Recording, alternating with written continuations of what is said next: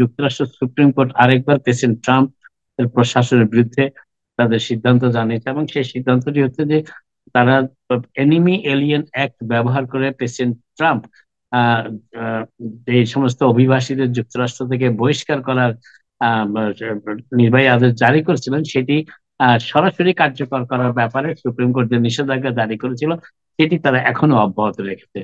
Supreme court আজকে জানিয়েছে যে president Trump enemy alien act ব্যবহার করতে পারেন, কিন্তু যাদেরকে বহিষ্কার করা হবে তাদেরকে পর্যাপ্ত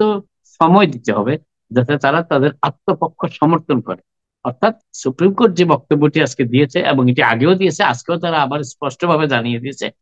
যে president Trump enemy alien act alien enemy act ব্যবহার করতে পারেন সেটি, কিন্তু তার আগে যাদের তিনি বহিষ্কার করবেন তাদের পর্যাপ্ত সময় দিতে হবে যাতে তারা আইনের আশ্রয় নিতে পারেন, এবং আইনের আশ্রয় নেওয়ার পর আইনি সিদ্ধান্তের মাধ্যমে যদি তাকে যুক্তরাষ্ট্র থেকে চূড়ান্ত ডিপোর্টেশনের অর্ডার দেওয়া হয় বিচারক কর্তৃক, তখনই প্রেসিডেন্ট কেবল তাকে পাঠাতে পারবেন। যাকে তাকে ধরে এই এলিমি এলিয়েন অ্যাক্টের আওতায় প্রেসিডেন্ট ট্রাম্প কিংবা তার প্রশাসন কাউকে যুক্তরাষ্ট্র থেকে তৃতীয় কোনো দেশে বহিষ্কার করতে পারবেন না। এটি আজকে সুপ্রিম কোর্ট এই রায় আবার দিয়েছে, এবং এতে প্রেসিডেন্ট ট্রাম্প এতটাই ক্ষুব্ধ হয়েছেন যে তিনি এই রায়ের প্রদানের কিছুক্ষণ পরেই তার ট্রুথ সোশ্যাল মিডিয়াতে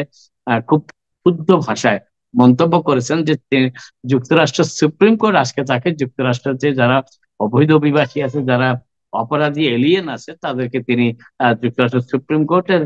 কারণে তিনি বহিষ্কার করতে পারছেন না যুক্তরাষ্ট্র থেকে এই ব্যাপারে। এবং প্রেসিডেন্ট ট্রাম্পের আর এই নিয়ে আপিল করার কোনো সুযোগ নেই, তার কারণ সুপ্রিম কোর্ট হচ্ছে চূড়ান্ত আদালত যুক্তরাষ্ট্রের। অতএব প্রেসিডেন্ট ট্রাম্পকে এই নির্দেশটি মেনে চলতে হবে। সেটি হচ্ছে অত্যন্ত গুরুত্বপূর্ণ, সেটি যে প্রেসিডেন্ট ট্রাম্প চাইলেই কাউকে এখন আর যুক্তরাষ্ট্র থেকে বহিষ্কার করতে পারবেন না এনিমি এলিয়েন অ্যাক্ট ব্যবহার করে। তাকে নির্দিষ্ট সময় দিতে হবে, যাকে তাকে বহিষ্কার করতে চান নোটিশ প্রদান করতে হবে যথাযথভাবে, এটি উল্লেখ করেছে যদি সুপ্রিম কোর্ট। এবং নোটিশের পর তিনি আইনের আশ্রয় নিলে আইনের আশ্রয় যতক্ষণ পর্যন্ত তিনি আইনের আশ্রয় থাকবেন এবং তার বিচার কাজ শেষ না হবে ততক্ষণ পর্যন্ত তাকে যুক্তরাষ্ট্র থেকে এনিমি এলিয়েন অ্যাক্ট ব্যবহার করে বহিষ্কার করতে পারবে না ট্রাম্প প্রশাসন।